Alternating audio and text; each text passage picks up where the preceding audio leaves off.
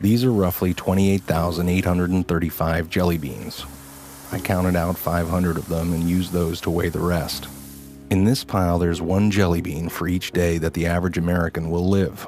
You might have more beans in your life, or maybe less, but on average, this is the time we have. Here's a single bean. It's your very first day. A special day, but kind of a rough day on everyone involved. Add 364 more and you have the first year of your life.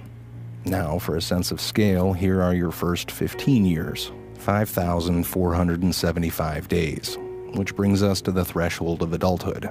And at that moment, this is the time that we have left. And this is, on average, what we will do with all that time. We will be asleep for a total of 8,477 days. If we're lucky, some of that time we'll be sleeping next to someone we love.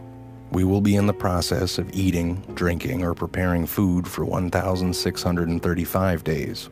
We'll be at work, hopefully doing something satisfying, for the equivalent of 3,202 of those days.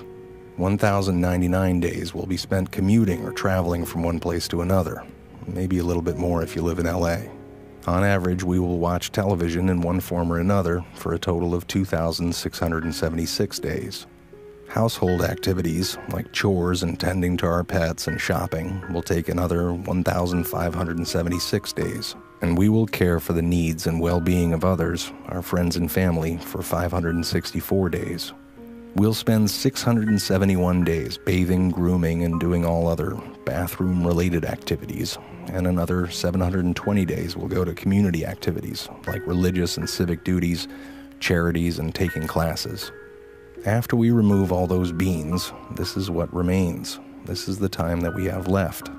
Time for laughing, swimming, making art, going on hikes, text messages, reading, checking Facebook, playing softball, maybe even teaching yourself how to play the guitar.